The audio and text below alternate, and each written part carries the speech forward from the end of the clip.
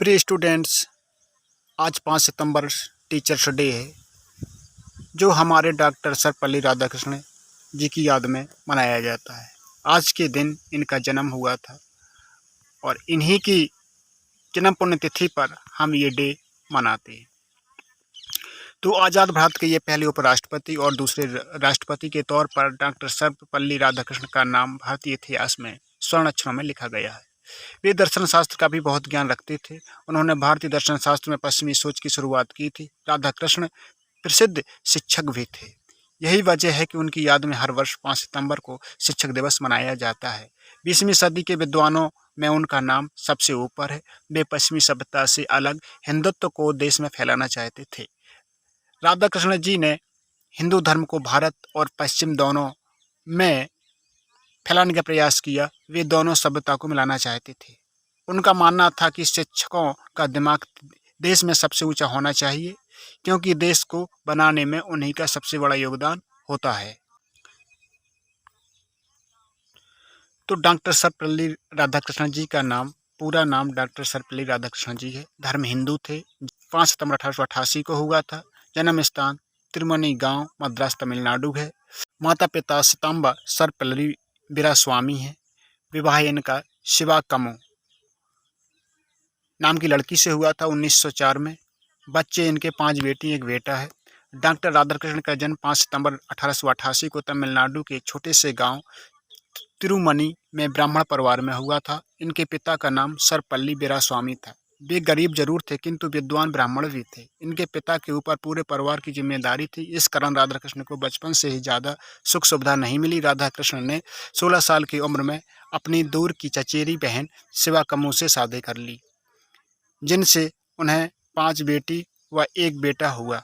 इनके बेटे का नाम सर्वपल्ली गोपाल है, जो भारत के महान इतिहासकार थे। राधाकृष्ण जी की पत्नी की मौत 1956 में हो गई थी। डॉक्टर राधाकृष्ण की बचपन तिरुमनी गांव में ही व्यतीत हुआ। वहीं से इन्होंने अपनी शिक्षा का प्रारंभ किया।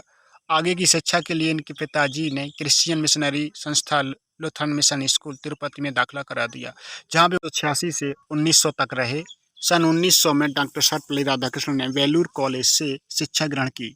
तत्पश्चात मद्रास क्रिश्चियन कॉलेज मद्रास से अपनी आगे की शिक्षा पूरी की। वह शुरू से ही एक मेधावी छात्र थे। इन्होंने 1906 में दर्शन शास्त्र से एमए भी किया था।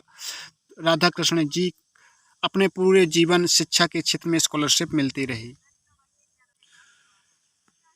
इनका कैरियर कैसा रहा, तो 1909 में राधाकृष्ण जी को मद्रास प्रेसिडेंसी कॉलेज में दर्शन शास्त्र का अध्यापक बना दिया गया। सन 1916 में मद्रास रेजिडेंसी कॉलेज में ये दर्शन शास्त्र के सहायक अध्यापक बने। 1918 मैसूर यूनिवर्सिटी के द्वारा इन्हें दर्शन शास्त्र के प्रोफेसर के रूप में चुना गया। तत्पश्चात वे इंग्लैंड की ऑक्सफोर्ड यूनिवर्सिटी में भारतीय दर्शन शास्त्र के शिक्षक बन गए। शिक्षा को डॉक्टर राधाकृष्ण पहला महत्व देते थे। यही कारण रहा कि वो इतने ज्ञानी विद्वान रहे। शिक्षा के प्रति रुझान ने उन्हें एक मजबूत व्यक्तित्व प्रदान किया था। हमेशा कुछ नया सीखने पढ़ने के लिए वो तारू रहते थे। जिस कॉलेज से इन्होंने एमए किया था, वहीं का उन्हें कुलपति बना दिया गया। हिंदू डॉक्टर राधाकृष्णन ने 1 वर्ष के अंदर ही इसे छोड़कर बनारस विश्वविद्यालय में उपकुलपति बन गए। इसी दौरान वे दर्शन शास्त्र पर बहुत सी पुस्तकें भी लिखा करते थे। डॉक्टर राधाकृष्ण का राजनीति में आगमन कब हुआ, तो जब भारत को स्वतंत्रता मिली, उस समय जवाहरलाल नेहरू ने राधाकृष्ण से आग्रह किया कि इस विशिष्ट राजदूत के रूप में सोवियत संघ के साथ राजनीतिक कार्यों की पूर्ति करें। नेहरू जी की बात को स्वीकारते हुए डॉक्टर राधाकृष्ण ने 1947 से 1949 तक संविधान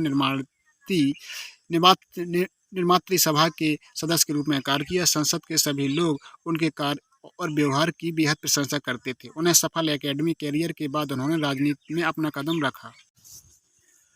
डॉक्टर सर्वपल्ली राधाकृष्ण की मृत्यु 17 अप्रैल 1975 को एक लंबी बीमारी के बाद डॉक्टर राधाकृष्ण का निधन हो गया।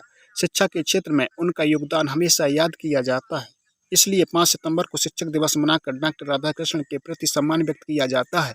इस दिन देश के विख्यात और उत्कृष्ट शिक्षकों को उनके योगदान के लिए उन्हें पुरस्कार दिए जाते हैं। राधाकृष्ण के मरणोपरांत 1975 में अमेरिकी सरकार द्वारा टेम्पल्टन पुरस्कार से सम्मानित किया गया, जो कि धर्म के क्षेत्र में उत्थान के लिए प्रदान किया जाता है। इस पुरस्कार को ग्रहण करने वाली प्रथम गैर ईसाई संप्रदाय के व्यक्ति थे।